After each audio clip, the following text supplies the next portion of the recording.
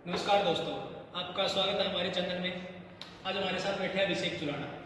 आपने देखा होगा कुछ ही दिनों से चाहे जींद के डीसी हो या फिर हरियाणा के शिक्षा मंत्री, हर जगह इन्हीं की बात चल रही है। आखिर क्या बात हो रखी है, आंदोलन किस चीज़ का है, क्या कुछ चीज़ें, हम सब कुछ जानेंगे इन्हीं से। नमस्कार अभिषेक। नमस्कार जी।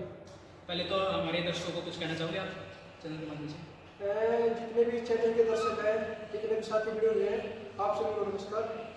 तो हम बात करते हैं, आप कुछ टाइम से यहाँ पे भूख हड़ताल कर रहे थे, क्या कुछ मुद्दा था, क्या कुछ रहा, हमें बताओगे? पहले तो हमें ये बताइए कि मुद्दा क्या था। मुद्दा यही था कि जो बच्चे होटल मैनेजमेंट के हैं, जो प्रैक्टिकल बेस्ड का कोर्स है, उनकी प्रैक्टिकल कक्षाएं ही नहीं लग रही। सबसे छोटा और सबसे बड़ा मुद्दा यूनिवर्सिटी के अंदर यही था कि जो बच्चा यहाँ पे क्लास लगाने के लिए आया है, कम से कम उनकी कक्षाएं तो लगनी ही चाहिए। मतलब जब से स्टार्ट हुआ कोर्स तब से ही प्रैक्टिकल क्लासेस नहीं लगी? तब से ही प्रैक्टिकल कक्षाएं नहीं लग रही। और जो मूलभूत आवश्यकताएं होती है कि कोर्स की, फिर बेंच वगैरह होता है, बेंच वगैरह भी नहीं थे। और जो रहेगी रसोई, हाउसकीपिंग का सामान और जो उनका फ्रंट ऑफिस का सामान, वो तो कुछ था ही नहीं। तो बिल्कुल मतलब जस्ट जो क्लासेस होती है सिर्फ क्लासेस लगाई जा रही थी, प्रैक्टिकली उन्हें कुछ नहीं सिखाया जा रहा जी। तो उसके अगेंस्ट आप लोगों ने भूख हड़ताल की थी। एकदम हमने भूख हड़ताल नहीं की, तो हमने प्रोटोकॉल वाइज चले।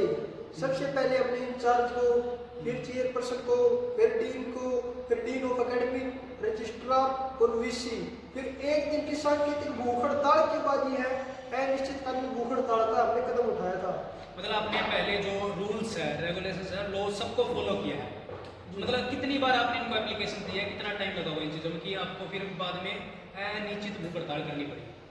हमारे से पहले जो कक्षा के बच्चे होते ना, उन्होंने धरातल पे कम से कम 1 साल प्रयास किया कि सर ऐसे ऐसे हमारी प्रैक्टिकल कक्षाएं नहीं लग रही। लेकिन उनके प्रयास करने के बाद जो कक्षाएं नहीं लगती, उसके बाद हमने ज्ञापन सौंपा वीसी को, रजिस्ट्रार को, चेयरपर्सन को कि सर ऐसे ऐसे आपके विश्वविद्यालय में आपके डिपार्टमेंट की कक्षाएं नहीं लग रही। तो फिर क्या लगवाना चाहते हैं आप यूनिवर्सिटी के अंदर? एक बच्चा जो चाहता है कि हमारी कक्षाएं लगे, हम पढ़े, ताकि कुछ न कुछ जिंदगी में कर पाए, उनकी स्किल डेवलपमेंट काफी हो रही है।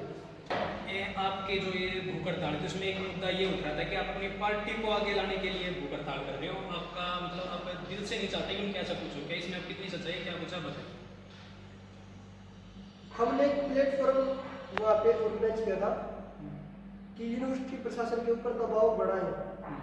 यूनिवर्सिटी प्रशासन जब एक कक्षा की बात ही नहीं मान रही, तो क्यों ना संगठन अपना दबाव बनाए? क्योंकि हमने दबाव समूह कहीं ना कहीं पढ़ा है, हमारे सिलेबस में भी रहा है, राजनीतिक विज्ञान में दबाव समूह पढ़ा था। तो उसमें था अगर आप व्यक्ति विशेष दबाव का नहीं काम चलता, तो वहाँ पे दबाव समूह एक पर्टिकुलर मतलब पीपल्स का वहाँ पे दबाव हो जाता है। तो वही हमने करने का प्रयास किया। जब बच्चों की नहीं मान रहे तो हम संगठन की तरफ दबाव बनाते हैं, तो वो कहीं ना कहीं हमारा सक्सेसफुल भी रहा।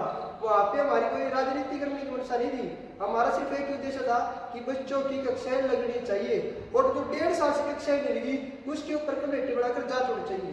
तो 5 दिन बाद आपकी जो भूख हड़ताल थी उसे खत्म कर दिया गया? नहीं, हमारी भूख हड़ताल खत्म नहीं हुई है, तो? उसको स्थगित किया गया, पोस्टपोन। अगर प्रशासन को हमने समय दिया है, अगर प्रशासन उस समय के बीच में अगर बच्चों को संतुष्टि कर देता है, संतुष्ट कर देता है कि बेटा आपका सामान इतना आ चुका है, वैसे तो हमने पूर्णतः सामान की मांग की है, आपका पूरा सामान आ चुका है और आपकी कक्षाएं रेगुलर लग रही है। अगर बच्चे संतुष्ट हैं, अगर ये चीज हो जाती है तो वो खत्म हो जाएगी। अन्यथा अगर ये चीज नहीं होती टाइम विशेष के अंदर, तो हम दोबारा भूख हड़ताल को निरंतर शुरू करेंगे। आपने कितना टाइम दिया रजिस्ट्रार मैडम को या किसको टाइम दिया आपने, और आगे क्या डिमांड्स आपकी कि मतलब ये प्रॉपर होना चाहिए वरना हम दोबारा भूख हड़ताल करेंगे?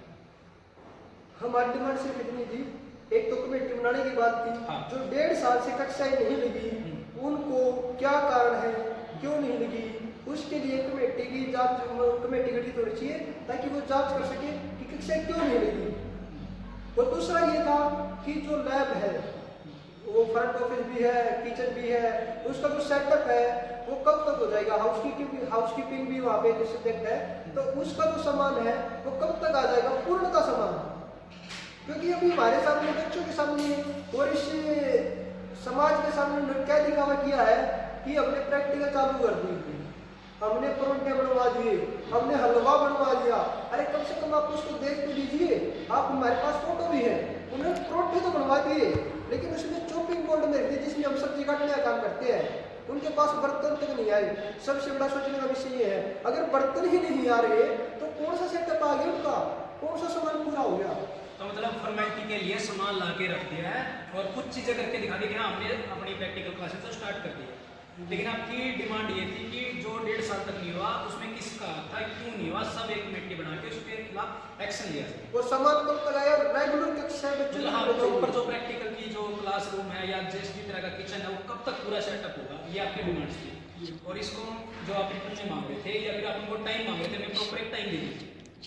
हमने टाइम भी लिखित में मांगा था। आप ये सोचने का विषय ये है कि कोई भी अधिकारी किसी भी अधिकारी को कुछ टाइम लिमिट देता है। अगर किसी ने सो कोई नोटिस लागू कर दिया ना, कारण बताओ नोटिस, तो वो क्या करता है 3 दिन का, 1 हफ्ता का, 15 दिन का या 1 महीने तक का समय देता है, भाई इसका आपको लिखित में आंसर देना है। अब बच्चा हर चीज प्रशासन को लिखित में देता है, हमारी कक्षाएं नहीं लग रही, हमारा पानी नहीं है पीने का, हमारी कक्षा में बेंच नहीं है, हमारी कक्षा में कुछ भी नहीं है। लेकिन सोचने का विषय ये है प्रशासन लिखित में क्यों नहीं दे रहा, सबसे बड़ी ये चीज है। हमने ये बोला था आप बड़ा दिन देखिए बच्चों का, बच्चों ने प्रशासन को 1 साल तक का टाइम दिया था कि 1 साल के अंदर आप हमारा पूरा सामान ला दीजिए, लेकिन 1 साल लिख के देने के लिए प्रशासन मना कर दिया कि 1 साल की हम लिख के नहीं दे सकते, भी इतना इतना सामान आ जाएगा। जैसा कि दर्शकों आपको पता चल ही चुका होगा क्या मुद्दा था, उस पर किस तरह की डिमांड्स थी, क्या रखी गई थी, क्या कुछ सोल्यूशन दिया गया था, तो हर चीज़ आपने खुद ही अभिषेक चुनाव जी से समझ ली होगी। बाकी जुड़े रहने के लिए धन्यवाद, मिलते हैं आपको नेक्स्ट टाइम।